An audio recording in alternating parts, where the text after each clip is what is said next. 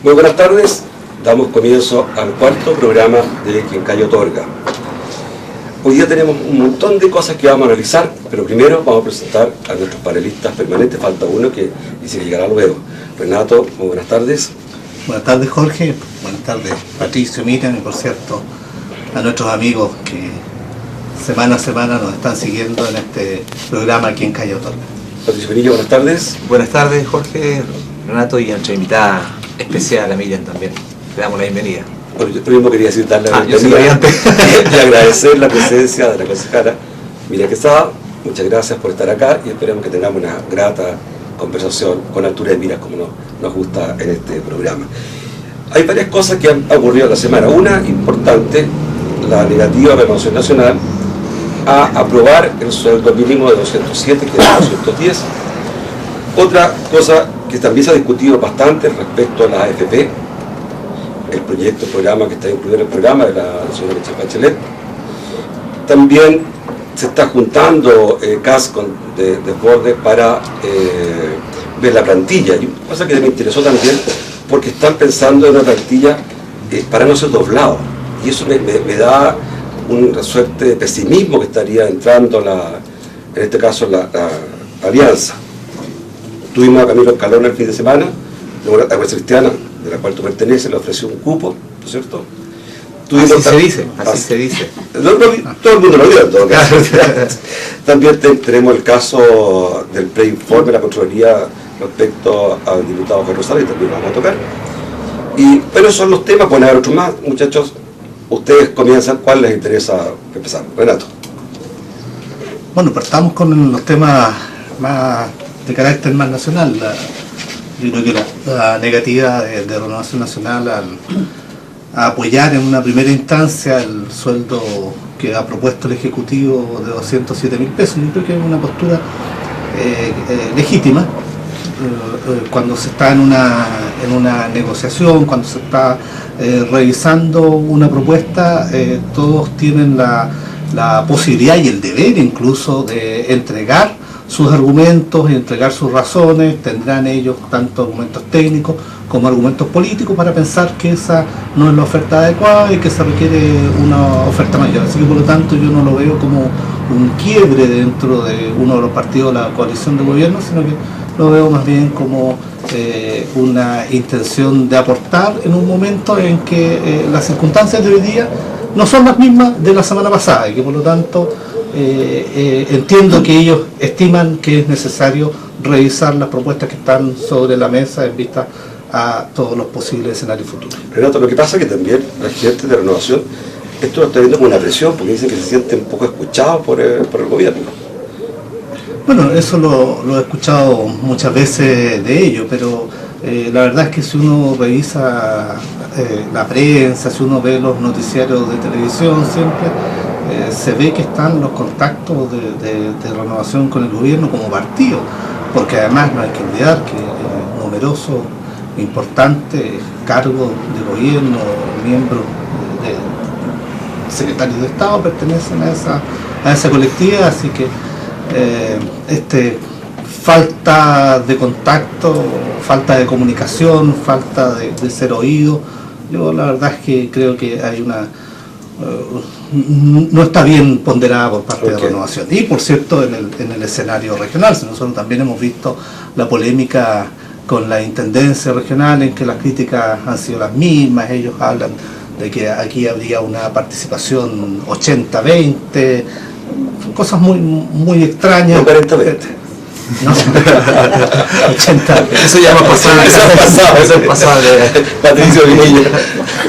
Mira, el trasfondo de todo esto, o lo que más llama la atención, es que hace pocos días atrás vimos al presidente Piñera que dijo que iban a entrar con mucha fuerza en esta última etapa del gobierno, con ganas de abordar temas, presentando nuevos proyectos, haciéndose cargo de todo lo que falta y por supuesto relevando lo que a su juicio ha sido todo el éxito de este gobierno. Y por otro lado, a renglón seguido, después de lo que ocurrió en la primaria, vemos que Renovación Nacional adopta una posición absolutamente dura y crítica en contra del gobierno, como decía Renato, a nivel regional y nacional. A nivel regional, sin ir más lejos, el día miércoles en la sesión del Consejo Regional, los 4 consejeros de la Renovación Nacional no se sentaron en la mesa, en la ubicación normal, sino que se ubicaron dentro del público, para simbolizar de esa manera de que ellos se sentían espectadores de lo que estaba ocurriendo en el ámbito del gobierno regional. Fue una señal que quizás por otros temas no quedó tan claro, pero lo que estuvimos ahí nos llamó la atención. Entonces, esa contradicción, ¿cómo yo hoy día voy a poder desarrollar toda esa tarea que me autoimpongo en estos 6 meses frente también al reclamo de Renovación Nacional, que ya dijo, ya no vamos a hacer nunca más buzones? Están reconociendo que antes parecía que eran buzones, ¿cierto?, del Ejecutivo, y que además reclaman por la participación del presidente Piñera y de los ministros en favor de Longueira. Son palabras que salen hoy día. Pedro Brown, jefe de bancada de los diputados de RN, lo decía en un diario de circulación nacional. Así que ahí es donde uno dice, bueno, ¿qué nos depara estos próximos meses? Incertidumbre, y lo peor de todo es que ellos están gobernando, entonces la incertidumbre para el país. Al sueldo mínimo, porque pero la gente sabe, el sueldo mínimo al final lo pagan los particulares, son las empresas las que pagan el sueldo mínimo. El otro día íbamos a hablar también, estuvo Pedro Davis, el presidente de la CONUPIA, decía que son ellos justamente los que más pagan el sueldo mínimo, porque los niveles de ingresos que tienen los empresarios, los microempresarios, son bastante bajos. ¿Qué te parece a ti? Sí, mira, yo en esa línea uno tiene que reconocer que esta discusión es muy compleja, año a año se repite, y siempre tenemos las dos variables, porque por un lado está la situación del trabajador, que siempre aspira a ganar más, y por otro lado la condicionante económica de nuestra economía. A mí lo que siempre me ha molestado es que siempre predomine en la discusión el aspecto económico, o sea, el sueldo mínimo pasa a ser un instrumento más de la política económica. No es solo este gobierno, también ha sido así. Pero es que esa es la mirada que ha predominado a la hora de fijar el monto, y no el otro aspecto, es decir, con cuánto un trabajador puede, en una familia promedio normal, ¿cierto?, sobrevivir y responder a las necesidades propias de la vida, porque son las dos variables, hay que conjugarlas, pero siempre una termina predominando en torno a la otra. Y yo, y rato, para tu tranquilidad, para que no te me pongas nervioso, incluso no digo que sea de este gobierno, ha sido la eterna discusión. Ahora, el monto, ¿cierto? El monto, por supuesto, que es un delicado equilibrio, pero también el gobierno tiene que hacerse cargo de los ambientes que genera durante estos 3 años de gobierno, y aquí sí critico al gobierno. Ellos han dicho, hoy estamos gobernando perfecto, tenemos dinero, repartimos bonos a diestra y siniestra, ¿cierto? Entregamos capitales semilla para muchos proyectos. Entonces, generan una sensación de que hay mucho dinero. No lo paga el gobierno, lo paga el gobierno. No, pero la gente no lo entiende. Entonces se genera la sensación de que aquí hay plata de sobra, porque mal que mal estamos reiterando constantemente que estamos súper bien, que hay prácticamente pleno empleo, decimos que hay poca inflación y una serie de indicadores. Entonces generamos expectativas ante la comunidad. Pero yo coincido contigo, el ingreso mínimo no lo paga el gobierno, lo pagan los particulares, las empresas. Y eso también, pero va generando tú una sensación extraña, y después tienes que hacerte cargo de eso. Oye, solamente para decir que no estoy nervioso, porque los números que no le gustan a Patricio, los números de este gobierno, muestran que claramente las variaciones en el alza del sueldo mínimo han sido bastante mejores que las que tenían durante la Gracias. Mira, la misma pregunta sobre el sueldo mínimo, pero con un ingrediente. Normalmente en los gobiernos anteriores, ¿no es cierto?, ocurría que cuando se hablaba de sueldo mínimo, muchas veces eran las bancadas de oposición en ese instante, ¿cierto?, que decían que debía ser más. Y hoy día dicen los oficialistas, ¿no es cierto?, la oposición, para hacer la concertación, dice que debería ser más. ¿No es una cosa que se usa como una cuestión puramente eleccionaria, politiquera? Bueno, a ver, en primer lugar quiero saludar, Jorge, saludar a los panelistas estables del programa, saludar a todos también quienes permanentemente lo están escuchando y viendo, ¿no es cierto?, en todo el análisis, digamos, de las políticas tanto comunales como también nacionales. Mira, bueno, respecto a lo que se está planteando, yo creo que el tema hay que abordarlo con bastante seriedad, y sea cual sea la postura en que estemos, o sea, si en un momento somos gobierno o en otro momento somos oposición. Yo creo que la gran dificultad que tenemos, no obstante todos los éxitos, ¿no es cierto?, que desde el punto de vista económico tenemos, sin embargo, el gran problema como sociedad es la redistribución, ¿no es cierto?, de los ingresos, y las dificultades que tenemos en que cada vez la riqueza, ¿no es cierto?, se va concentrando en este 20% y aquí 20-80, no 40 Con el Sí, cliente. políticamente, como decía. ¿Qué le gusta tanto a Patricio? Que le gusta seguro, panelista. Solo digo que me llama la que la atención, verdad me las llama cosas la es que eso quisiéramos que nuestra sociedad, ¿no es cierto?, con el nivel de desarrollo que hoy día tenemos, quisiéramos que la distribución de los ingresos y por lo tanto también el salario mínimo, ¿no es cierto?, fuera distinto, fuera digno, fuera decoroso ¿Cuánto sería eso? para cada trabajador. Bueno, las cifras, ¿no es cierto?, se pueden a lo mejor llegar a acuerdo, concordar, pero creo que no es posible que hoy día, ¿no es cierto?, tengamos a los trabajadores con las cifras que tenemos, que alcanzan el 100. ¿Qué le parece a usted las declaraciones de Pedro Davis? Él decía primero que dice que hace varios gobiernos, viene hablando sobre el tema de las medianas y pequeñas empresas. Y la verdad que nadie lo ha tomado muy en serio. El gobierno de Concertación, ahora el gobierno de Piñera, dice que nadie ha hecho cosas de verdad tendientes a mejorar su problema, que son tres básicamente: el problema del mercado, ¿cierto?, por cuanto las grandes empresas lo han copado todo, dice él. Segundo, dice que es un tema de tecnología también. Y tercero, un tema de crédito. Pero relacionando con este tema, dice, somos nosotros los que pagamos el sueldo mínimo. Si nos suben el sueldo mínimo, nos complica, ¿ya? Ahora, por eso necesitamos, dice Pedro Davis, que el gobierno, el Estado, mejor dicho, pueda involucrarse más con las pequeñas y medianas empresas, de modo que ellos también puedan mejorar las condiciones de sus trabajadores. Renato. Bueno, difícilmente alguien pueda estar en desacuerdo con un tema que está diagnosticado ya desde hace mucho tiempo, efectivamente. La pequeña industria, todos sabemos que es la que mayor cantidad de empleo genera en nuestro país.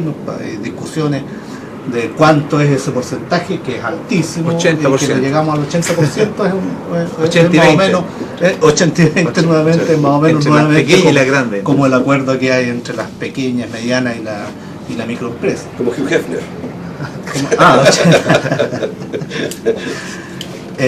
Me hiciste perder el hilo.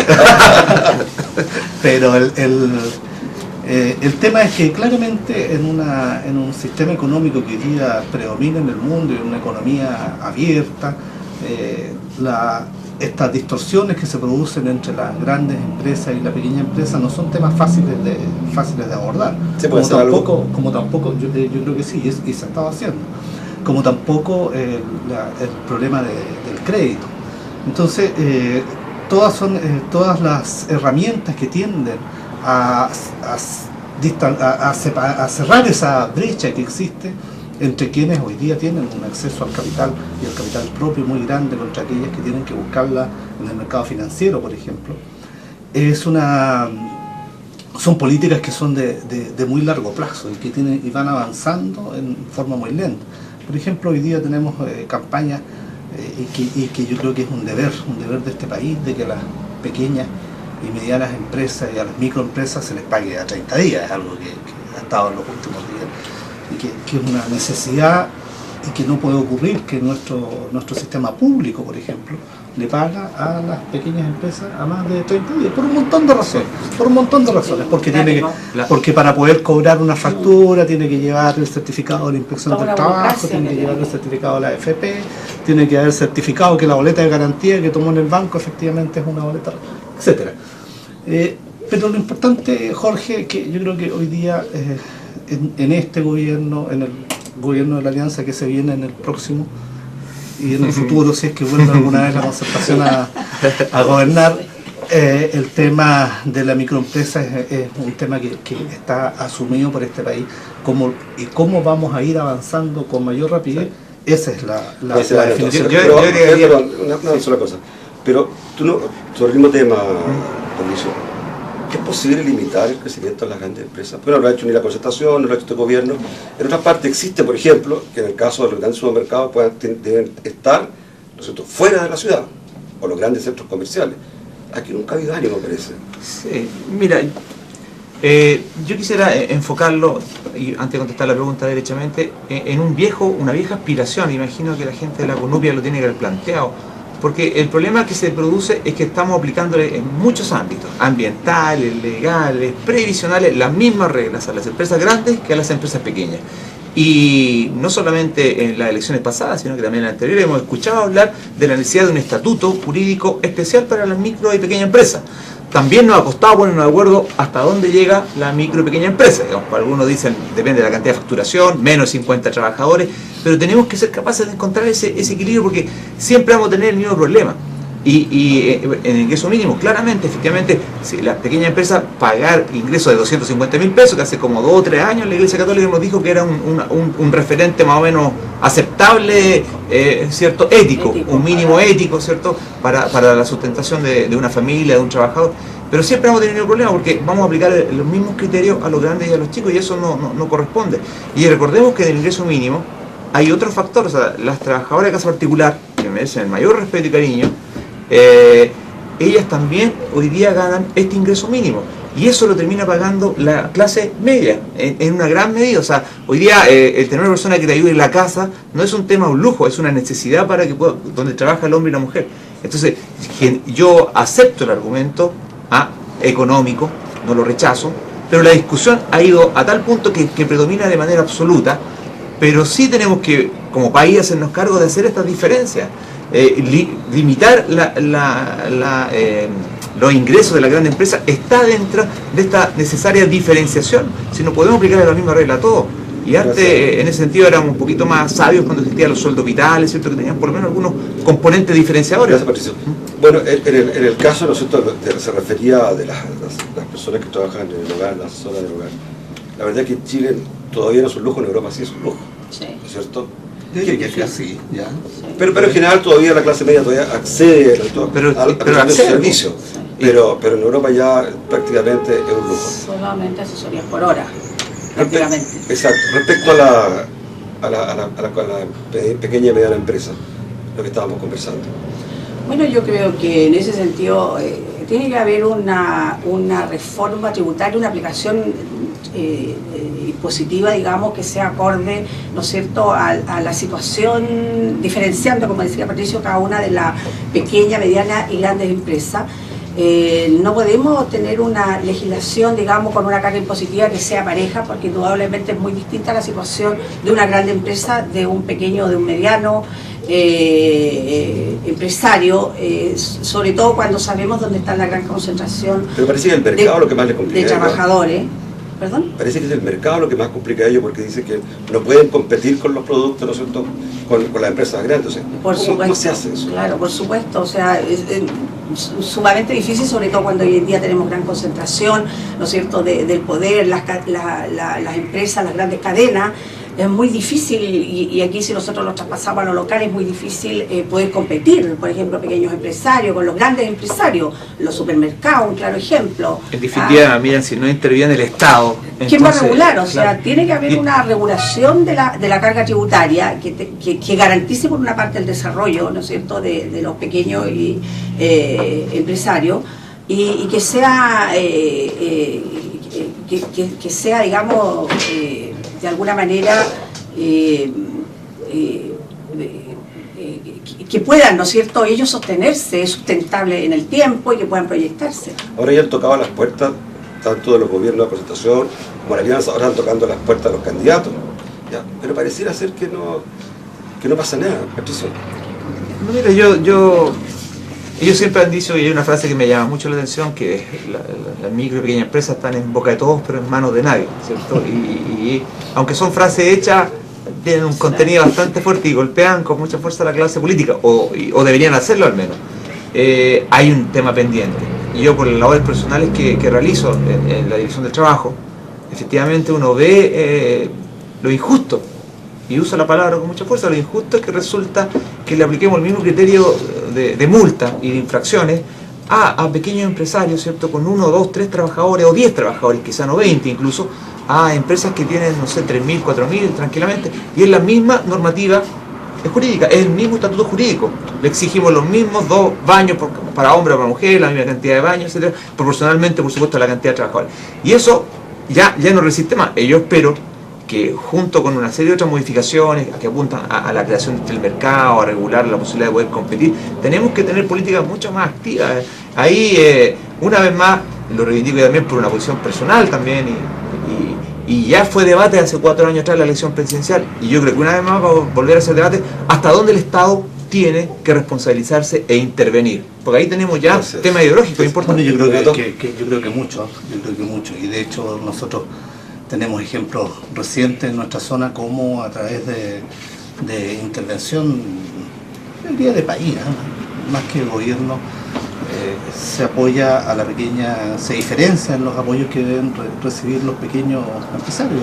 El tema del mercado recién de Concepción es un tema regional.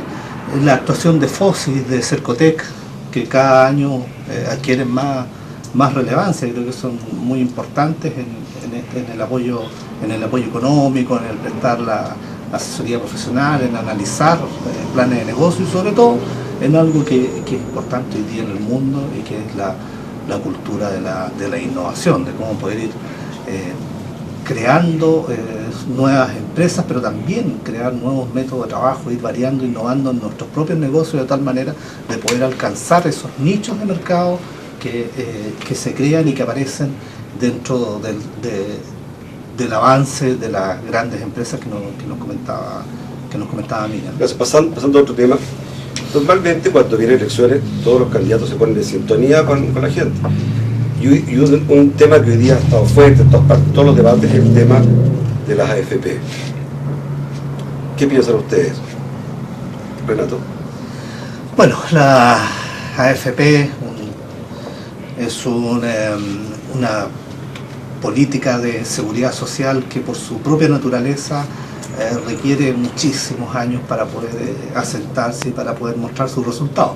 Y dentro de esos resultados que el día está mostrando ha evidenciado que requiere reforma,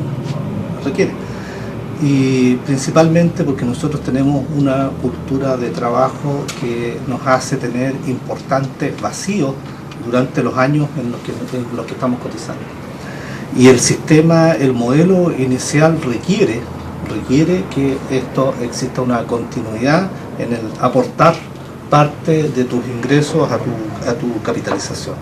Y por lo tanto, hoy día, cuando ya han pasado 30 años, nosotros ya podemos establecer evidencia, y yo creo que esa es una de las primeras. Hay otras menores y que se han ido corrigiendo durante los años, como por ejemplo la estructura de comisiones o la posibilidad de que tú puedas acceder con mayor facilidad a dónde están efectivamente invertidos tus ahorros, la posibilidad de cambiarte o la posibilidad de no cambiarte.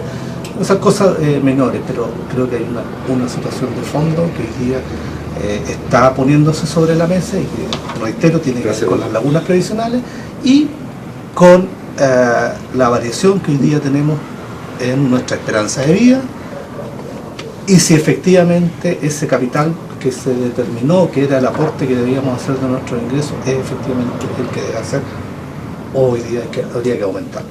Patricio. Mira, mi visión es que uno puede abordarlo de dos maneras este tema, haciendo pequeños maquillajes, ¿cierto? O complementaciones a algunas normativas que algunas aparecieron dentro de los debates de los candidatos. Al menos, ¿cierto?, regular las comisiones en función de que efectivamente haya utilidades, ¿cierto? Mejorar la información, siempre va a ser importante. Y además ser mucho más exigente en el pago de las cotizaciones previsionales, aquellas que están adeudadas. Hay mucha gente, por cada peso hoy día que existe en una AFP, hay un peso que se debe. Por lo tanto, hay que ser un poco más drástico. Una vez más entramos a las micro y pequeñas empresas, porque efectivamente ahí se ha generado una tremenda deuda y los microempresarios pequeños empresarios no pueden pagar.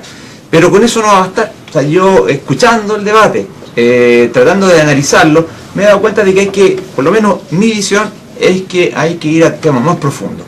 Y eso ya apunta a la competitividad dentro del mercado. O sea, el tema de la AFP estatal, yo creo que tenemos que darle la oportunidad. Creo que por ahí apunta una de las líneas donde uno puede quebrar más profundamente eso. Y lo segundo, mayor aporte del Estado. Es decir, la cotización que solamente venga el trabajador, del empleador, ya no basta. El Estado tiene que ser capaz de, no solamente el pilar solidario de la presidenta Bachelet, digamos, que aseguró un mínimo de pensiones para todos los trabajadores, incluso aquellos que no trabajaban, sino que también algo más tiene que ir asociado a eso. O sea, reformas más profundas, porque si no, esta cosa no aguanta más y ya estamos llegando precisamente en nuestros 30 años, la gente que tenía 25 y 30 años en aquella época en que se implementó el sistema, lo hizo con la esperanza de que iba a tener retorno adecuado. Y hoy día la tasa de reemplazo, ¿en cuánto está? ¿En el 50? ¿60? Volvemos a la cifra, ¿no? 70% en el mejor de los casos. Hay una pregunta adicionando que naturalmente, cuando el Estado hace un aporte, ¿no es cierto?, porque hiciera un aporte al sistema previsional, obviamente estaría dejando de hacer aportes a otra cosa, ¿no es cierto?, porque primero es uno. Cuéntame, ¿cuál es Sí, bueno, eso tiene que ver un poco con las prioridades, ¿no es cierto?, que establece un Estado para poder dar respuesta a los problemas, ¿no es cierto?, y a las necesidades de su gente, de sus ciudadanos. Y yo creo que en ese sentido va a depender mucho de si efectivamente lo podemos garantizar, ¿no es cierto?, como la seguridad, en este caso la seguridad social, como una garantía estatal, de tal manera que se tenga en consideración, digamos, ya el sistema actual ya no resiste, ¿no es cierto?, y no, digamos, no tanto no resiste el sistema, sino que ya el ciudadano común ya no resiste esta tremenda y desbordante capitalización a través de la AFP con sus recursos, considerando, como se señalaba aquí, las expectativas de vida que hoy en día son mayores, y por lo tanto, y absolutamente indigna, digamos, un retorno, un esfuerzo de toda una vida, y que la gente ve cómo, ¿no es cierto?, estos recursos capitalizados a través de la AFP, las vemos que están generando grandes intereses en distintas empresas, y sin embargo eso no se ve en el fondo de cada uno de los ciudadanos. Por lo tanto... ¿Y qué podría cambiar con una AFP estatal? Bueno, de alguna manera, ¿no es cierto?, tenemos que, yo creo que por supuesto que hay que ver cuál es el mejor sistema, y que esto sea una garantía en condiciones dignas, digamos, de las personas, que una vez que se acogen a jubilación puedan tener, ¿no es cierto?, un estándar de vida similar al que han llevado toda la vida, sobre todo, digamos, cuando están en su vida activa. ¿No podría garantizar eso una AFP estatal? Digamos, si se transforma en una garantía del Estado, por supuesto, tendría que garantizarlo. Un actor más dentro del mercado y un actor importante, un actor sin fines de lucro, y eso por lo menos a mí me parece interesante. Podría, no, pero también podría mejorar las rentabilidades también, ¿no? Porque habría menos porcentaje de utilidades. Ahora, eso está absolutamente también relacionado con otros cambios legislativos que dicen dónde puedes tú invertir los dineros de la AFP, que también es otra discusión. En definitiva, este es un tema bastante global, una reforma me parece muy global, pero hay que hacerse cargo, y en ese sentido creo que los candidatos, todos, cual más, cual menos, ¿cierto?, han asumido que tenemos que modificar de manera importante este sistema. Y el presidente Piñera también. Sí. El presidente también dijo que también lo iba a hacer de aquí a marzo, dijo, pero ya yo creo que ahí se ha identificado los problemas en los que yo te decía principalmente. Y uno, eso, nuestra costumbre de que no tenemos una continuidad en los aportes. Y lo que le valió la crítica de su propio hermano, ¿no es cierto?, que fue el que diseñó este sistema por el cual se esperaba que lográramos un 75%. Y sí decir que creo que una AFP estatal en cuanto a rentabilidad no va a ser un aporte para los trabajadores. De todas maneras, nosotros tenemos mercados internos donde se pueden invertir los instrumentos financieros que son prácticamente iguales para todos, y por eso uno ve que hoy día las rentabilidades varían en muy poco entre una y otra. Por eso te compro el que pudieran haber cambios en que pudieran liberalizar esto, con el consiguiente riesgo, por cierto, que trae también dentro de la inversión. Vamos a temas locales, ¿me parece? Porque Patricio se va a tener que ir luego. Así es. No va a llegar ya. Pero llega mi reemplazante. Reemplazante, pero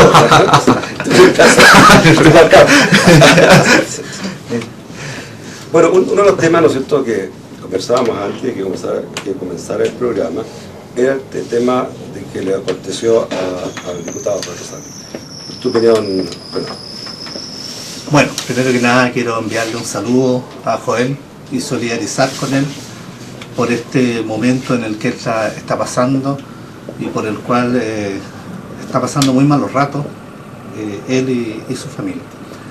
Y aclarar que esta es una situación que no es nueva. Hay varios alcaldes que han sido acusados de esta misma situación que ya voy a tratar de explicar. Dentro de ellos el alcalde de Lota, ¿no es cierto?, el ex alcalde de Lota, para nombrar alcaldes regionales, y el alcalde de Tucapel, que la Contraloría ya afirme, nuestro actual director de obra, Jaime Grosso, que la Contraloría afirme, determinó que se había mal pagado una asignación dentro de su sueldo. Hay que decir que es eso, esto es dentro del sueldo de los alcaldes existe una asignación que les obliga a dedicarse exclusivamente a la municipalidad. Esta es una asignación que recibió Juan Rosales, que recibió Eduardo Orgoño, que seguramente recibe Esteban Krause, no lo sé, seguramente lo hace, y los obliga, como le decía, a dedicarse exclusivamente a administrar la municipalidad. En el caso de Joel, él venía con sus empresas que trabajan desde hace mucho tiempo en el área privada, donde empezó de muy pequeño, le ha ido bastante bien, pero cuando llega a la municipalidad, él delega la administración de sus empresas, que es lo que le exige la ley. No como he leído por ahí dentro de algunos ataques muy groseros y muy burdos, que él no pueda recibir dinero de la administración de su patrimonio. Si esto sería lo mismo de que si aquí un agricultor es elegido alcalde, tuviera que verse obligado a vender su fondo, o que un comerciante tuviera que verse obligado a vender su tienda. Eso no es así. Lo que él no puede hacer es dedicar su tiempo a administrar ni el fondo ni el negocio de las empresas. Que vamos a tener que retirar por una situación particular, pero es justamente ahí donde está la duda que se me genera. Fíjate que hay una duda jurídica, pero también relacionada con algunos elementos técnicos, un tema que estamos en estudio de eso, ¿no? Yo tampoco me voy a dedicar de manera preferente, aquí nuestra concejala podrá tener una opinión más formada, por ende ella es parte de la comisión jurídica, ¿cierto? Pero, ¿cuál es el punto?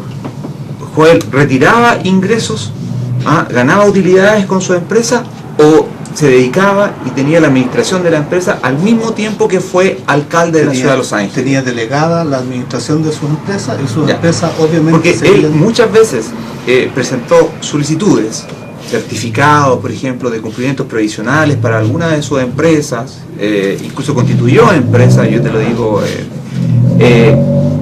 presentando él la documentación. Él la ingresaba y la firmaba, 2008, 2009, 2010. Yo digo en el ámbito de la edición del trabajo porque por mis competencias me tocaba verlo, y esto está de conocimiento público, incluso por la ley de transparencia, cualquiera lo puede ver. Y viene la firma de él, o sea, no era un por poder, él ingresaba una solicitud, por ejemplo, para un certificado, para la construcción. Entonces, al mismo tiempo ser alcalde. Entonces yo me parecía más creíble si me decían a mí, mira, fíjese que yo no he generado ingresos, yo no recibí utilidades, o sea, o bien lo he emposado, no he retirado utilidades, porque ahí yo digo, está bien, ok, a lo mejor tenía derecho, pero en cuanto a gestión, el firmar documentos, independientemente que él no lo llevaba personalmente, pero él hacía la solicitud para gestiones o certificados de sus empresas, para cursar los estados de pago en la CNBC, ahí ya como que me genera una cierta duda en relación a lo que tú estás diciendo. O sea, entonces sí tenía la gestión, porque ¿por qué firmo entonces un documento yo? Bueno, desconozco esa situación particular que tú me estás nombrando, y a la cual tú tienes un acceso privilegiado desde tu puesto de trabajo. Pero él tenía claramente, y tiene aún claramente, delegada la administración de sus empresas en un conocido profesional angelino. Y también decir que esto es un preinforme, o sea, esto es lo que se va a investigar, y por lo tanto aquí viene toda la etapa en la que él tendrá que demostrar todos los aspectos, como los que nos está aquí aportando Patricio, y después entonces vendrá la discusión final. Y curiosamente un preinforme que es confidencial, aquí es algo muy extraño que haya salido a la pública, incluso antes que le llegara al propio diputado Rosales. Pero es un bregal, terminamos contigo a la vuelta y con Miriam. Se tiene que ir. Sí, muchas gracias. Patricio. Me despido ahí de los televidentes. ¿Que va huyendo, Patricio? Huye. No, bueno, estamos en directo en Calle Otorga, Canal 2 Televisión. Hacemos una breve pausa, muy breve, y volvemos enseguida. No se vayan a nuestra sintonía.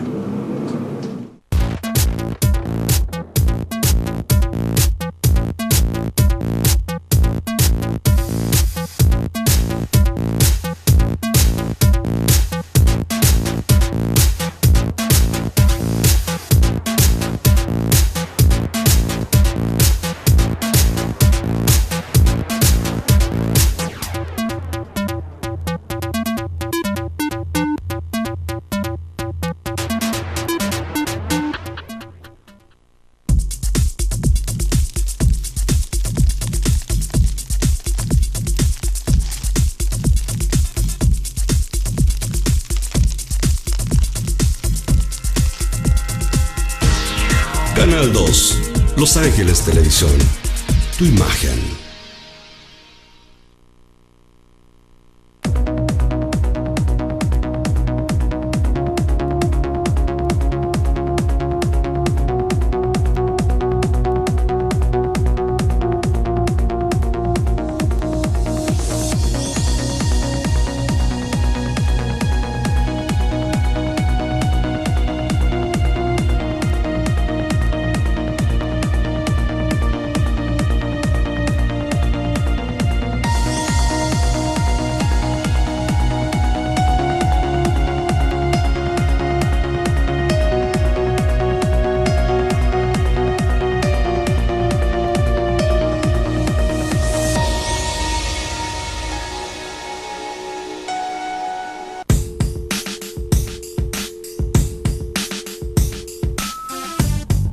Canal 2, Los Ángeles Televisión, tu imagen.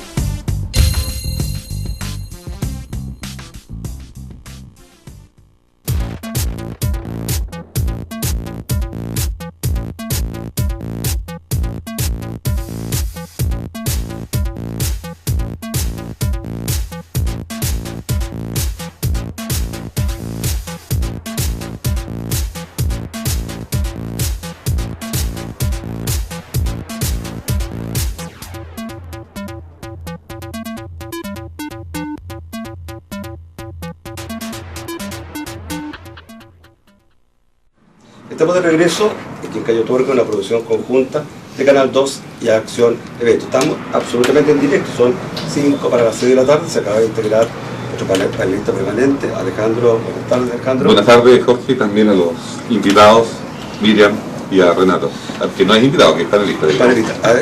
Renato, tú estabas terminando y después, sí, Miriam. El tema de Joel. Y eso es decir que este es un preinforme, o sea, esto es una investigación que recién está comenzando y ya muchos lo han dado por condenado. Estoy seguro que se han hecho las cosas bien, que esto lo va a aclarar y espero que con la misma fuerza que esas personas por las redes sociales y algunos por los medios de comunicación, con esa misma fuerza que hoy día lo han atacado, tengan entonces la valentía y la fortaleza de pedir en aquel momento disculpas. Mira. Bueno, la verdad las cosas es que nadie quisiera estar involucrado en una situación de esta naturaleza. Yo creo que como actores políticos uno quisiera que trabajáramos, ¿no es cierto?, que nos dedicáramos efectivamente a lo que vinimos a trabajar, al servicio público. Y la verdad es que uno espera de todos los sectores, digamos, y partir de un trabajo y de un principio que siempre le he señalado, que es de la buena fe en las personas, la buena fe, ¿no es cierto?, en lo que pone en su gestión, en su trabajo. Ahora, bueno, tal como se decía, nosotros tomamos conocimiento de esta situación por los medios de prensa, lo que de alguna manera entonces decidió el alcalde llamarnos a todos los concejales para comentarnos de que efectivamente estaba esto ya publicado en los diarios, de que este preinforme, tal como lo señalaba Renato, fue notificado a la municipalidad el día lunes recién, y por lo tanto no sabemos, nadie tiene conocimiento cómo esto se filtró, digamos, en la prensa, en consecuencia que efectivamente es un preinforme de carácter reservado, y que por lo tanto nosotros hasta el día de hoy no tenemos conocimiento, ¿no es cierto?, de los cargos que involucran esta investigación, digamos, de Contraloría, y que de alguna manera la municipalidad se ve envuelta en esta situación, dado que está claro que aquí esto obedece a dificultades y a las relaciones, entre comillas, bastante peculiares que hay, ¿no es cierto?, entre Renovación Nacional y la UDI. Nosotros como municipalidad estamos viendo que la acusación viene, ¿no es cierto?, de una persona, Guillermo Escárate, el abogado que sale, eso todos lo sabemos.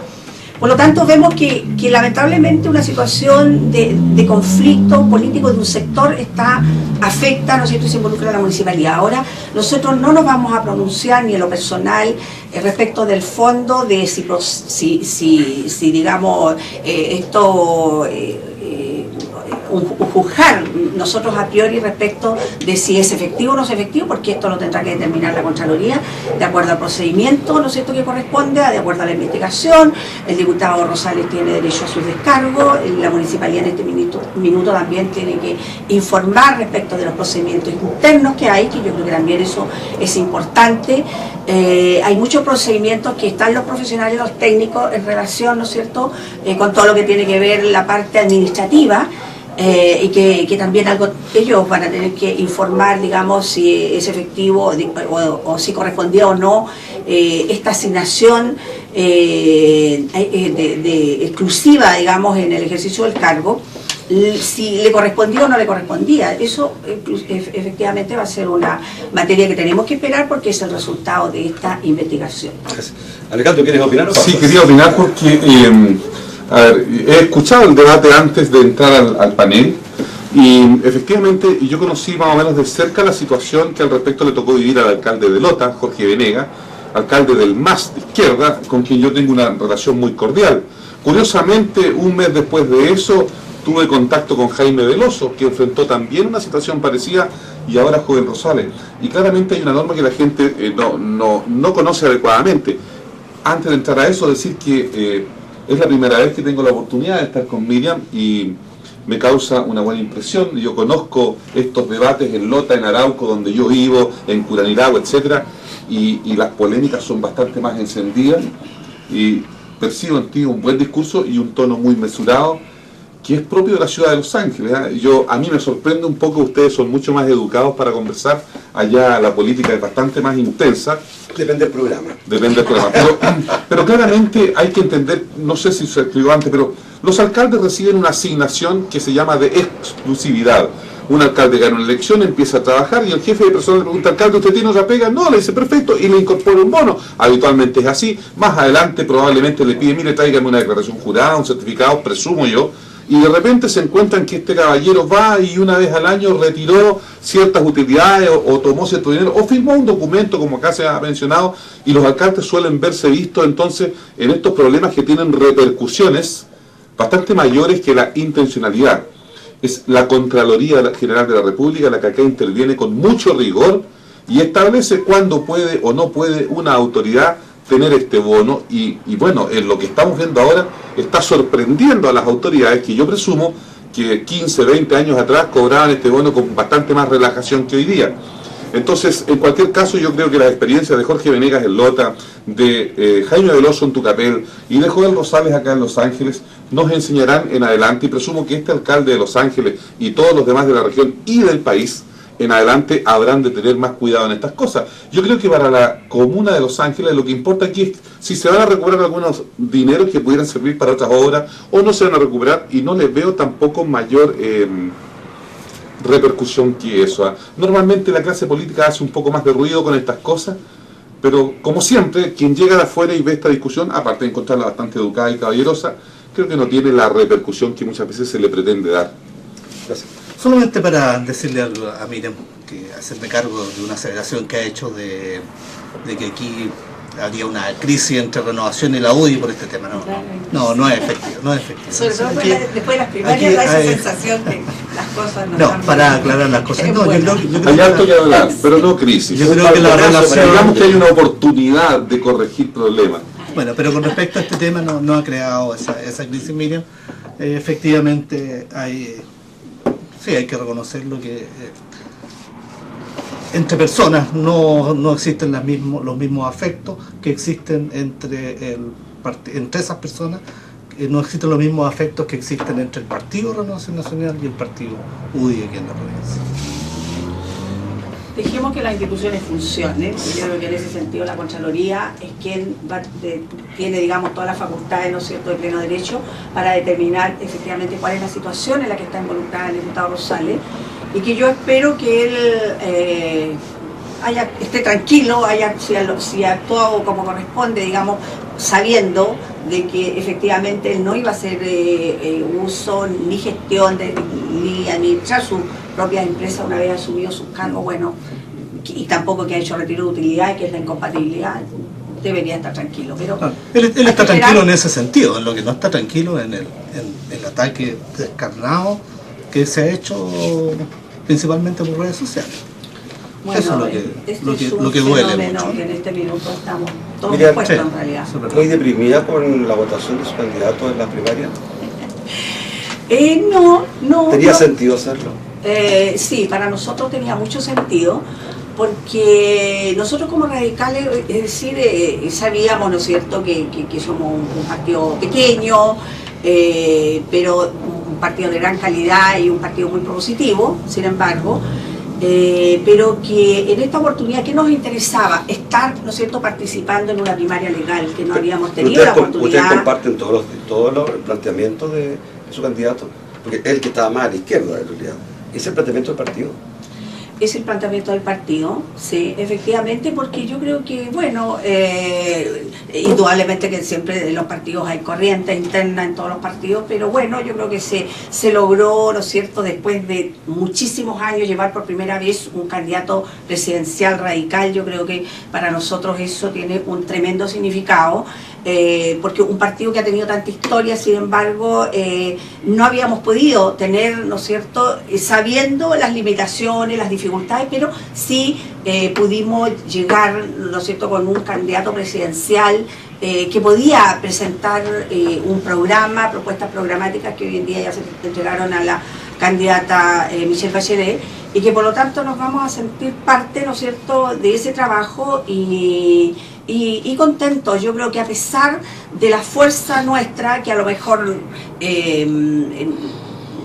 pudiéramos haber esperado mucho más, pero bueno, yo creo que eso es materia de análisis de cada uno de los partidos internamente, si efectivamente se puso todo el empeño o no, pero sí logramos tener una participación a nivel nacional, y con ese, y desde ese punto de vista, estar, ¿no es cierto?, a la par, participando con el resto de los candidatos de esta nueva mayoría. Digamos. Si me permite una pregunta que Sí, claro, yo, claro. porque, a ver, yo soy un poco mayor que ustedes tal vez, y tengo el recuerdo de un partido radical que en el pasado, incluso, como leo mucho historia, estuvo muy vinculado a la derecha. Y además uno aprende que los seres humanos, a medida que van madurando, se van haciendo más conservadores, o sea, más de derecha también. Y me llama la atención este partido radical, que tiene una evolución distinta, que evoluciona hacia posturas más radicales, más cercanas a la izquierda. Yo entendí cuando escuchaba a José Antonio Gómez que sus posturas tenían que ver con tratar de captar un voto de izquierda que no estaba muy conforme con Michelle Bachelet. Y entendería que ahora el Partido Radical tendrá que tomar su cauce, que es un cauce más cercano a la socialdemocracia. No por nada, ustedes cambiaron su nombre hace 10 años atrás y dejaron de llamarse Partido Radical para llamarse Partido Radical Socialdemócrata. Y en el mundo la palabra socialdemócrata tiene una marca bien definida, que es distinta de un modelo socialista. Los socialdemócratas en el mundo actúan con reglas más bien de mercado, en Alemania principalmente. Sí, bueno, yo creo que las realidades también, ¿no es cierto?, y van cambiando, y quienes también hoy en día están dirigiendo el partido y están tratando de abrirse. Hemos visto, ¿no es cierto?, un partido tradicional con tanta historia, sin embargo, a través de los años, de alguna manera hemos sentido que se ha ido quedando estancado. Y creo yo que se ha tratado de abrirse para poder de alguna manera escuchar, ¿no es cierto?, lo que hoy en día quiere la gente. O sea, no tal vez enmarcarnos en una ideología histórica, ¿no es cierto?, a lo mejor más conservadora, más de centro, pero yo creo que las nuevas generaciones también están haciendo sentir, ¿no es cierto?, al interior del partido que es necesario abrirse, que es necesario escuchar y que queremos una mayor participación desde ese punto de vista y hacer, ¿no es cierto?, las propuestas que fueron de alguna manera sintetizadas en el programa que presentó José Antonio Gómez. Gracias. Alejandro, hay una frase chilena que dice con la del picado, dice, ¿no es cierto? Correspondió a eso los exabruptos de Alamán. La verdad que Alamán, cuando le dice tú ganaste por las Condes, Iván Echea le está diciendo tú ganaste por los ricos. ¿Era adecuado en ese minuto? ¿Fue la del picado? No, esa no fue. A ver, en una jornada tan ajustada como la que vivió Andrés Alamán y Pablo Longueira, Los riesgos de equivocarse en una palabra, en una exclamación, en un gesto, son altísimos. Y yo creo que Alaman, si se equivocó del mismo modo que Joaquín Lavín. Y así lo reconoció el propio Lavín, lo que habla bien de él, entre paréntesis. Yo no comparto, no quiero analizar y criticar a Andrés Alaman, por Dios. Yo he estado 2 veces, he perdido elecciones. Y he perdido elecciones que he creído ganar. Y he tenido que llamar, como corresponde, según las normas que los radicales enseñan, porque ellos son padres de la política chilena, he tenido que llamar a los vencedores. Y créanme ustedes y los espectadores que ven este programa, que es súper difícil para un candidato que pierde una elección tener que llamar al ganador y felicitarlo caballerosamente. Y me imagino cómo habrá sido de difícil para Andrés Alaman llegar a la sede de la UDI, donde estaba lleno de adherentes, razonablemente, celebrando y gritando, esperando en un pasillo, ¿verdad?, con toda la gente a la vista, que lo tocaban probablemente. Yo creo que cualquier ser humano en esas circunstancias está más que propenso a equivocarse, como también lo tuvo Joaquín Lavín, con la preocupación de que Longueira no alcanzó a llegar antes que Alaman, como establecen las normas protocolares, para esperar a su visita, en fin, por los problemas de tránsito, etc. Entonces, era muy fácil equivocarse. Donde ya uno puede criticar más las equivocaciones son cuando aparecen hoy dirigentes maduros, sobre todo parlamentarios, de mi propio partido incluso, hablando de negociar. O sea, a mí esa palabra me desagrada. O sea, yo creo que si hay algo que no es negociable es que nuestra colectividad tiene que apoyar a Pablo Longueira. Ahora, uno puede esperar que la UDI haga procesos, que madure, que saque lecciones y experiencia y corrija cosas, pero pretender que el apoyo nuestro es algo que se negocia no corresponde. Ni corresponde que lo negocie el Partido Radical con Michelle Bachelet, ni nada. O sea, yo en ese sentido creo que los hombres debemos responder, y con los días que ya han pasado, ya estamos casi a una semana, y es tiempo suficiente para que la cordura vuelva a nuestras almas y podamos responsablemente ponernos en campaña nosotros en favor de Alaman. Yo desearía un partido radical y una democracia cristiana, que lástima que se haya de Patricio igual, que influyan mucho, miren, y con mucha sinceridad te lo digo, para que este proyecto de asamblea constituyente que está levantando la nueva mayoría no sea un proyecto de asamblea constituyente como lo fue en Venezuela, que terminó modificando todo el Estado venezolano y convirtiéndolo en una dictadura, que es lo que hoy es, una dictadura moderna, disfrazada, en que el presidente asume y no se va nunca más hasta que muere. Yo, con sinceridad te digo que yo espero de los radicales, a quienes les tengo mucha admiración, y de la democracia cristiana, porque en alguna vez sentí simpatía en mi juventud también, que contribuyan para que al interior de esta nueva mayoría, estos visos y afanes de parecerse a Venezuela o de parecerse a Bolivia no se hagan realidad, y sacudir un poco a la gente de nuestro sector, a 4 de cada 5 votantes de la Alianza que el domingo se quedaron en su casa almorzando o comiéndose un asado, mientras nos dejan a nosotros el trabajo de defender este buen país que hemos construido. Esa tarea, está claro, ya no es de unos pocos. Bueno, generalmente se trata de hacer ver, yo no digo que no sea cierto, que la Renovación Nacional y la UDI están muy unidos, pero todos los días están las declaraciones. Hoy día Matei le respondió a Santoro, me parece, y están todos los días con declaraciones. Pareciera ser que esta unión que tiene la UDI con Renovación Nacional parece que es para la exportación, no más para las declaraciones. Pero yo creo que Alejandro lo ha resumido bastante bien en su intervención. Van a seguir apareciendo declaraciones, seguramente van a ir aminorándose en la medida que nos vamos alejando del proceso de primaria y nos vamos acercando al proceso de las elecciones. No habrán ni negociaciones ni imposiciones, porque aquí lo que corresponde es una integración de los dos partidos en pos de un objetivo bastante mayor.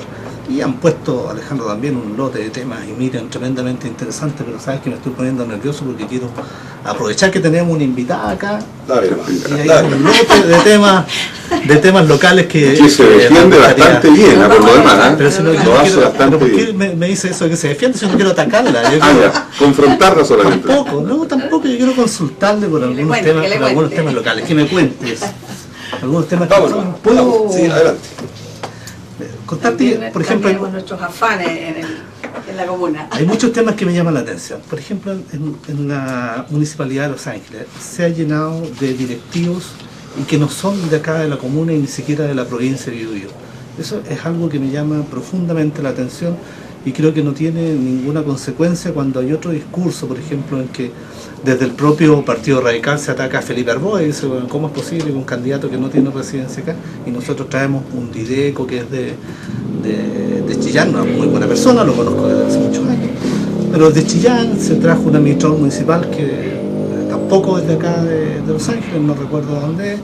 Ahora teníamos un concurso para director de educación en que el primer lugar, según entiendo, lo tenía por puntaje un angelino o por lo menos una persona, Héctor Otarro, que ha radicado muchos años acá, y se nombra también a una persona que viene de afuera. Incluso Héctor Otarro estaba revisando sus declaraciones, hay una declaración bien curiosa en el que dice que él no puede opinar porque el alcalde les ha instruido por escrito de que todas las comunicaciones tienen que salir a través de coordinadas con el departamento de comunicaciones de la municipalidad. Así que una cosa bien extraña de que los funcionarios no puedan emitir opiniones. Sí.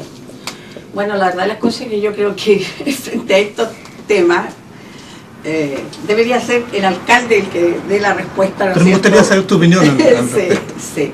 La verdad es que mi opinión de una u otra manera yo la hice sentir, la he dado a saber, ¿no es cierto?, en el consejo, que es donde a mí me toca plantear mi visión respecto de lo que se está haciendo con este alcalde y con los otros alcaldes que me ha tocado trabajar. Este es mi tercer periodo como concejala, entonces por lo tanto, quien sea que esté al frente, yo voy a seguir, como siempre le he dicho, en primer lugar respondiendo al compromiso, ¿no es cierto?, que la ley me ha dado a través de la confianza de los electores y de los ciudadanos, de ser una rigurosa concejala y fiscalizadora, ¿no es cierto?, dentro de las funciones más importantes que tiene este rol. Y dentro de eso yo lo he planteado. La verdad es que también en lo personal, ¿no es cierto?, cada uno tiene sus criterios para hacer gestión, para llevar adelante una función.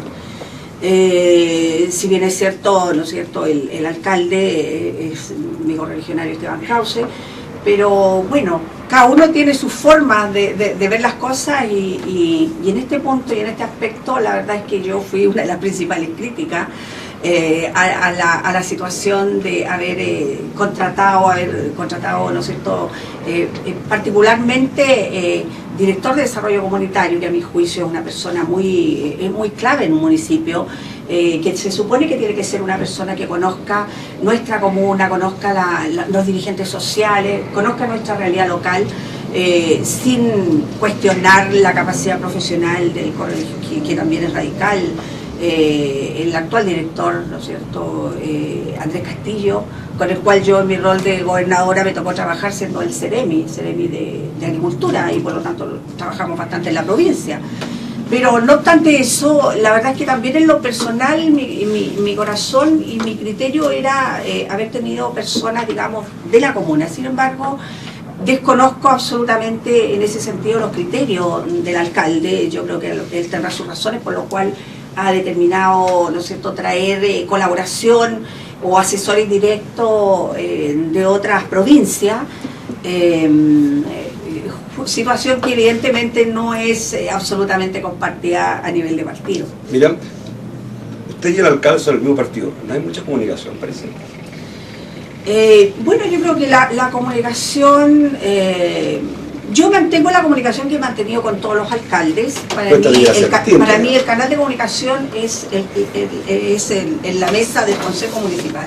Es decir, yo no tengo ni nunca me caractericé por tener reuniones particulares ni privadas con ninguno de los alcaldes que han estado en ejercicio. Yo creo que es complejo, es complejo. El rol de concejal es bastante, entre comillas, en cierta forma ingrato desde el punto de vista de lo que nosotros tenemos que hacer, ¿no es cierto?, supervisar, fiscalizar el accionar del alcalde, la ejecución del presupuesto municipal, en fin, todas las acciones que se realizan en torno a una gestión municipal. Por lo tanto, yo prefiero mantener mi independencia respecto de cualquiera sea el alcalde que tengo enfrente para desempeñar mi rol como siempre lo he desempeñado. A propósito de eso, ambos del mismo partido, pero han tenido algunas discrepancias, por ejemplo, Cantarrana, que ha sido muy crítico y en alguna oportunidad han tenido que salir ustedes a defenderse en realidad, porque la verdad es que lo ha tratado bastante mal. ¿Qué pasa con eso? Sí, mira, lo que pasa es que yo creo que nosotros, a ver, uno puede, ¿no es cierto?, y le pasa a cada uno en sus respectivos partidos, y que adscribimos a un partido político por un modelo social que queremos, con ciertos principios, pero muchas veces discrepamos también entre distintos miembros del mismo partido. Y sobre todo yo creo que en temas de criterio para poder llevar a cabo, ¿no es cierto?, una gestión municipal. Y yo creo que por ahí van un poco las diferencias que tengo con Esteban, en el sentido de que muchas veces, y aquí muy en lo personal como concejala y en relación con mi gestión como concejala, me sentí tocada junto con otros también que venimos de administraciones anteriores o de periodos anteriores, digamos, porque en su minuto, ¿no es cierto?, uno, de acuerdo a la propuesta del alcalde de turno, evalúa la conveniencia o no de un determinado proyecto que va en beneficio de la comunidad, porque pensamos que es un buen aporte al desarrollo, en este caso al desarrollo deportivo, donde de repente hay que arriesgarse, que compramos aquí o no lo hacemos, son horas de trabajo interno de comisión de análisis, tanto en comisión de finanzas como era en ese minuto, y en otros temas, como me ha tocado, depende, ¿no es cierto?, en los que uno participe.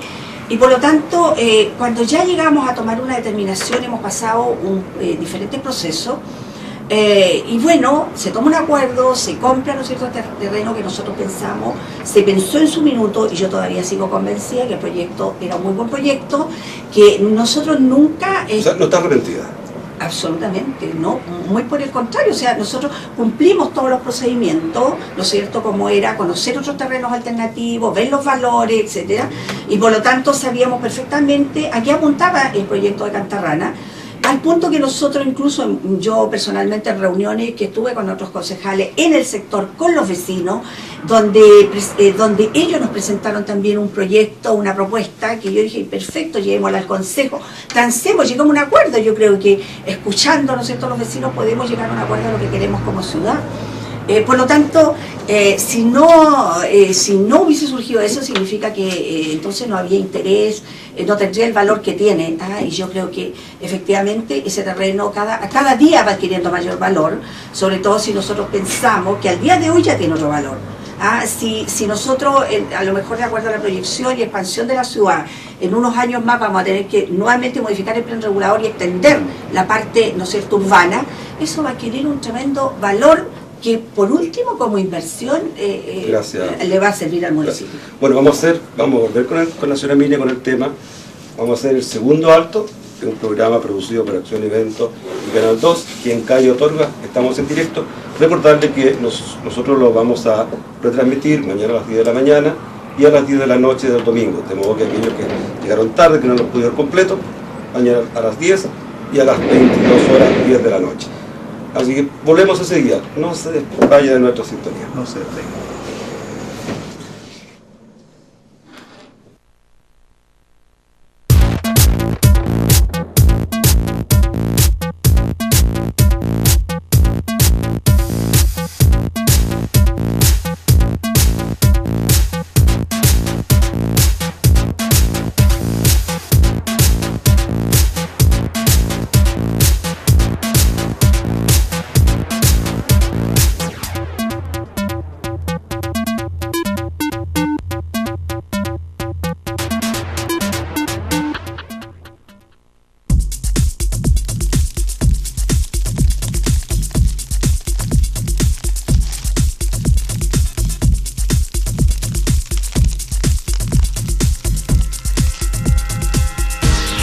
Canal 2, Los Ángeles Televisión, tu imagen.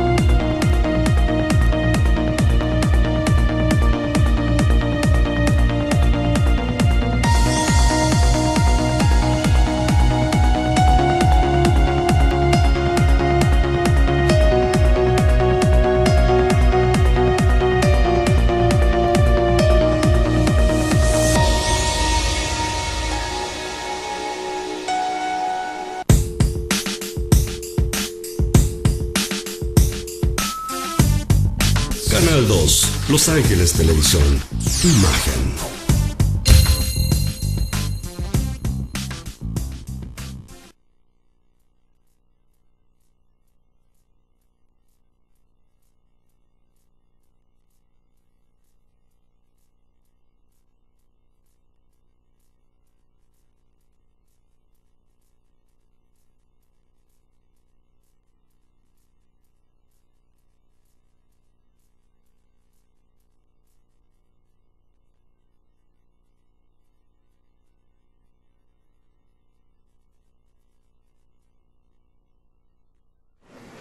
Estamos de regreso en Quien Calla Otorga, nuestro cuarto programa, una producción de Canal 2 y Acción Evento. Estábamos con la señora Miriam Quesada.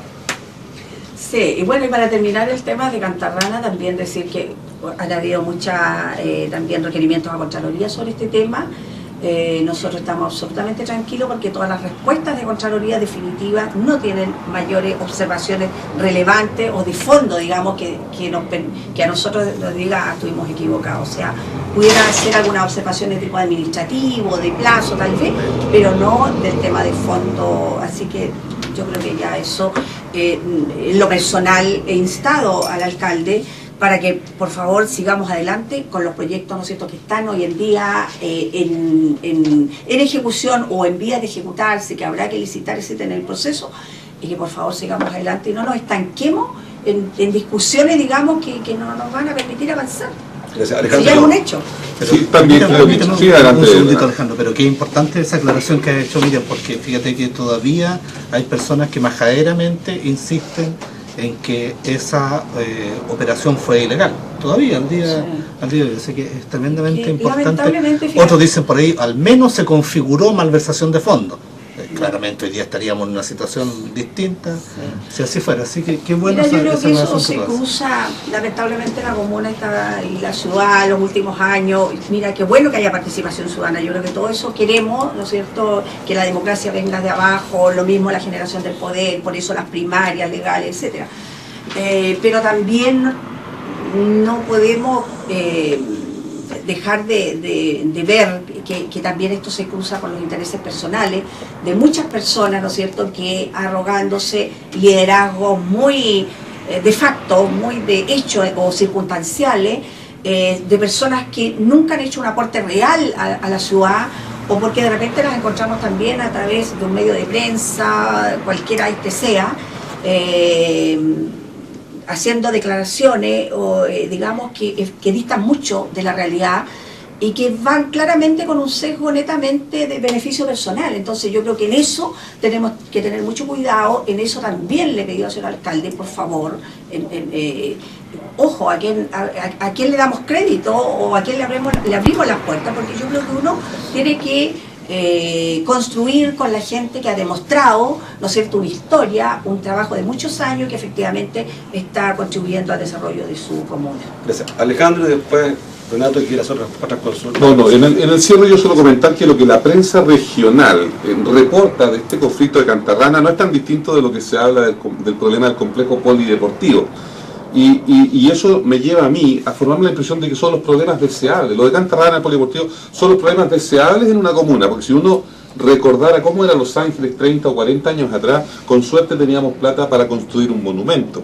Los consejos municipales antes de 1973 aprobaban la construcción de un monumento al año y no era mucho más, aparte de sacar la basura y encender las ampolletas. Hoy día tenemos municipios más eficientes y qué bueno que se compren terrenos para fomentar el deporte. Y si en la compra de un terreno resultó que algo no andaba bien, yo creo que con buena disposición los problemas se irán resolviendo, en tanto no veamos que ahí haya habido mala fe, y en ninguno de estos problemas yo percibo la mala fe. Mira, en ninguno de estos tres temas, incluso en el anterior, no veo la mala fe. Entonces, a veces la ciudad se entrampa demasiado en cosas que no tienen la repercusión que algunos actores pretenden dar. Renato, tú querías plantear Sí, otro yo punto. quiero seguir aprovechando que tenemos la concejala acá. Y reitero, no para atacarla, sino para aprovechar. La hemos tenido bien entre las cuerdas ahí. No, para nada. Yo no la he visto así. Pero ella, Alejandro, te quiero contar que además es la presidenta de la Comisión Salud. Y desde hace ya más de un Los periodo. tres periodos, digamos. Tres periodos. Ya. Y Salud ha estado no exento de polémicas en el último tiempo, ¿no? Entonces, primero, cosa que me llaman mucho la atención, el alcalde le pidió la renuncia al director de Salud, sin tener las atribuciones para ello, seguramente él lo sabía también, pero le expone ahí que le pide la renuncia por su actuación en la negociación en que terminó con el alza no sé si de la hora médica en un porcentaje muy importante. Y después lo somete a sumario. Y el sumario entiendo que es porque no marca el sistema normal que tienen de asistencia a los funcionarios, sino que anota su ingreso y su salida en un libro, o sea, como un sistema particular. Situación que me parece también que es un poco extraña, ¿no? Pero esto es tan raro, o sea, si el no haber actuado como él le parecía durante una negociación, le parecía que era para pedirle la renuncia, bueno, ¿por qué no lo somete a sumario? Por eso lo somete a sumario, por esto otro que parece tan poco relevante y tan puramente administrativo. No sé si tienes tú alguna información que nos puedas dar. Bueno, la información general, ¿no es cierto?, que ha salido en la prensa, por una parte, y por otra, bueno, lo que uno, y como presidente de la comisión, hemos intervenido llamando al director, viendo qué ha pasado con esta negociación, etcétera. Pero yo creo que, bueno, hay que partir del principio. Creo yo que aquí hay un desconocimiento en general de los alcaldes, a veces cuando llegan a instalarse en el área municipal. La materia municipal es súper compleja. La legislación municipal es compleja, tenemos que ver salud, educación, todo lo que es servicios traspasados y municipalidad propiamente tal. Aquí hay una situación muy particular con los directores comunales a nivel nacional, que es además propia de una legislación, si no mal recuerdo, del año 98, donde traspasan, ¿no es cierto?, los directores comunales, municipales, los pasan a la planta municipal en forma definitiva, independiente de cómo hayan llegado. Es decir, todos los directores que estaban en ejercicio en ese minuto se ven beneficiados por esta ley, donde los traspasan a la planta. Esto, yo no sé si el alcalde en su minuto, cuando asumió el municipio, tenía conocimiento de esto, porque me cuesta entender, digamos, que teniendo conocimiento de eso haya pedido la renuncia en forma pública al cargo, que la verdad es que no es posible, nos guste o no nos guste, independiente que haya llegado con una administración políticamente distinta a la nuestra. Entonces yo creo que desde allí ya la cosa se empezó a complicar en el área de salud. No puede tampoco desde el punto de vista legal poner a lo mejor un administrador, un director comunal adjunto o un vicedirector o no sé cómo quieran llamarse. Entonces esto ha hecho compleja la situación de salud, cosa que a nosotros como Comisión de Salud nos tiene preocupados, porque evidentemente que si hay dificultades de relación con quien dirige, ¿no es cierto?, el área de salud con el alcalde, yo creo que eso va a descontrolar algunas cosas. Hemos visto algunas dificultades. Y eso ocurre también tan pronto se instala la administración municipal actual con esta petición de los médicos de subir, ¿no es cierto?, sus horas médicas, un reajuste que había sido bastante, se había solicitado, pero no se había dado respuesta, digamos, y aquí no interviene en primera instancia el director comunal, después se contrata a otra persona. Entiendo que primero fue un director de un centro de salud familiar y posteriormente una persona que se contrata para estos efectos, o digamos para un programa o una coordinación, y que además asume o se le mandata para hacerse cargo de la negociación con los médicos. ¿Tú recuerdas a qué porcentaje llegaron? Con los médicos, ¿Sí? bueno, se subió un 40%, que fue, la verdad es que de una sola vez, a nuestro juicio, bastante elevado, digamos, el aumento del reajuste, porque eso significaba que todos los demás, ¿no es cierto?, los no médicos, es legítimo que también... la negociación, entonces. También, sí, pues se firmó esa negociación, suponiendo, porque esto aquí es donde yo discrepo con el alcalde, porque él piensa que pagándoles mejor, los médicos iban a responder.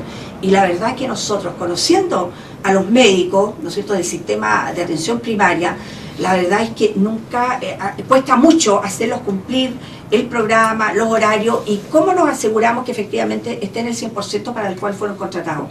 La verdad es que en eso, de hecho, con posterior al reajuste, igual tenemos dificultades con los médicos en la atención. Yo quisiera aprovechar el área de la salud en la que tú te desenvuelves para representarte un sentimiento. De la zona donde yo vivo, que es Arauco, y de muchos otros sectores cercanos al mar, hay una migración de adultos mayores hacia Los Ángeles. Los Ángeles es una ciudad percibida en la región como muy agradable para vivir. Yo no sé lo que pensarán los angelinos de su ciudad, pero quienes no vivimos en Los Ángeles la vemos como una ciudad muy agradable y muy tranquila. No sé cuál será la percepción que ustedes tienen acá. Eso hace que muchas personas que jubilan, profesores, en fin, y otros trabajadores, buscan vivir en ciudades como esta. Por tanto, ese hecho hace que aumente la población de adultos mayores. Pero la población de adultos mayores en Chile aumenta además en todas las ciudades del país, ¿verdad? Nuestra población de algún modo se envejece. Estamos envejeciendo. Y las políticas de salud suelen tener una tendencia que no siempre se adapta a la realidad de la comuna.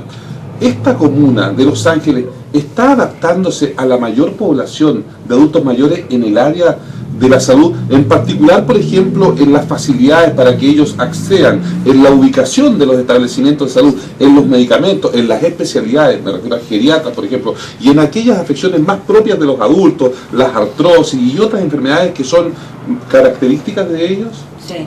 Bueno, yo creo que en ese sentido nosotros lo podemos decir con bastante propiedad y como integrante, ¿no es cierto?, de la Comisión Salud, que por tercer periodo me ha tocado presidir, por lo tanto he estado muy presente, muy activa en cuál ha sido la estrategia de desarrollo en el área de salud en la atención primaria y cómo esta atención primaria también la optimizamos en las coordinaciones con la atención secundaria. Y a partir de eso ir, ¿no es cierto?, trabajando una estrategia de tal forma que tengamos una cobertura lo más amplia posible para toda nuestra población vulnerable, menores, adultos mayores y población en general. No, pero geriatras no hay, ¿no? No, geriatras no hay. Es una especialidad que ojalá algún día la podamos tener, pero hay que pensar pero una que política es una... favorable a los adultos mayores sí existe, o solo este análisis año a año. Es decir, nosotros tenemos que, la atención primaria tiene que ser consecuente con las políticas ministeriales, ¿ya? Las políticas ministeriales claramente van señalando cuáles son las poblaciones vulnerables que nosotros tenemos que preocupar. Ahora, dentro de ese espectro, si el municipio, ¿no es cierto?, tiene las condiciones económicas, por supuesto que va a potenciar su atención primaria para poder dar respuesta a la población, en este caso adulto mayor, como por ejemplo nosotros tenemos programas especiales a los postrados, donde va un equipo médico a verlos a su domicilio, hay un teléfono, una comunicación directa con un fono salud, donde se puede ver, ¿no es cierto?, en determinados, en los centros, por qué tal adulto mayor no vino a su control médico, qué pasó con su hipertensión, con su diabetes, etcétera. O sea, yo creo que en eso, en general, todos los centros de salud yo diría que estamos a puerta trabajando para lograr la acreditación de la calidad en la salud ante el Ministerio y por lo tanto yo creo que nosotros estamos bastante bien encaminados y a mi juicio yo creo que eso no lo podemos perder. Nosotros tenemos que seguir avanzando en, por ejemplo, complementar la atención de salud ahora a través de los SAPU, ojalá adosar SAPU a cada uno de los centros de salud, incluyendo el de Santa Fe, que nos vamos a poner ahora estos días, ¿no es cierto?, en operatividad. Por lo tanto, de tal forma de garantizar prácticamente las 24 horas de atención de salud y con eso descongestionamos la atención secundaria a través de los hospitales y nos evitamos, digamos, todas las dificultades que hoy en día, especialmente en esta época, nos hemos enfrentado. Un segundito nada más, porque yo creo que es sólida la respuesta y una demostración de que se está haciendo un trabajo de largo plazo y bien encausados. Pero ahí me llama la atención una cosa que dijo Alejandro, dice que nuestra provincia está siendo atractiva para los adultos mayores en ICPK. Y además de los adultos mayores, ¿habrá otro grupo interesado, por ejemplo, los políticos en venirse de la zona? Se está viendo un interés exagerado, creo yo. Sí. ¿Tienes No algún ejemplo? interés. Sí, por supuesto. Estos aviones que vienen con Camilo Escalona hacia Concepción, ¿verdad? Felipe Arbúe, que ya llegó hace unos 6 meses a vivir acá, esos 6 meses que en política se multiplican por 8 para hacer los años de residencia que la ley exige, cosa bastante singular y que provoca el silencio de la clase política. Aterrizajes de figuras de Santiago, porque no solo la municipalidad no tiene asistentes sociales buenos para dirigir la DIDECO, esta región tampoco tiene personas capaces de ser senadores, parece. Yo quiero hacer la última consulta porque es un tema que, a pesar que de larga data, sigue dando vueltas, los estacionamientos subterráneos. Yo estuve leyendo hace no mucho tiempo un acta donde se aprueban los estacionamientos subterráneos y no solamente la comisión, que la ha integrado también, ¿no es cierto?, no solamente los aprueba, sino que además dice felicitemos a la otra comisión que fue la que le encargaron la parte técnica, ¿no es cierto? Esto parecía que iba muy bien. ¿Qué ha pasado? Que se ha enredado tanto y todavía estamos con el punto este. Sí, mira, bueno, la verdad es que efectivamente hay un silencio bastante absoluto respecto de esto. Yo creo que nosotros como Comisión Jurídica, que también me ha tocado presidir en todos los periodos, nosotros hicimos un análisis y un estudio de una propuesta que hizo la empresa al municipio respecto de algún posible traslado, ¿no es cierto?, y algunas otras modificaciones del proyecto.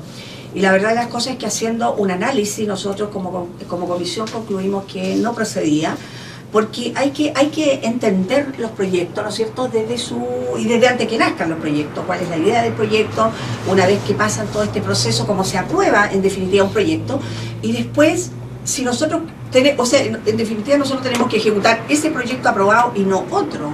Entonces no es llegar y venir a hacer modificaciones, digamos, tan fácilmente. Pero no obstante eso... También lo aprobó usted en su momento. Sí, por supuesto, por supuesto. Nosotros lo aprobamos porque pensamos que en este minuto uno de los grandes problemas de tránsito y de la superpoblación automotriz, ¿no es cierto?, tenemos que darle alguna solución.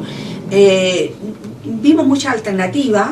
Hemos visto que prácticamente en todas las ciudades del país se construye, ¿no es cierto?, en las plazas, en la principal plaza de la ciudad. Los valores, bueno, gracias. Es largo discutir porque depende de las características de cada local.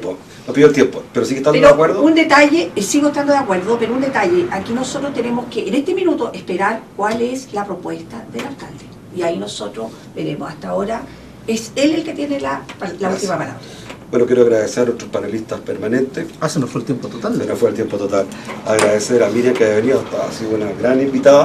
Esperamos otra oportunidad de poder contar con usted. Decir que este programa lo realiza Canal 2 Televisión y Acción Eventos. Y que el próximo sábado a las 5 de la tarde vamos a estar en directo y que nos pueden ver el domingo a las 10 de la mañana la retransmisión y a las 10 de la noche. Que tengan todos una muy buena noche y nos vemos la próxima semana.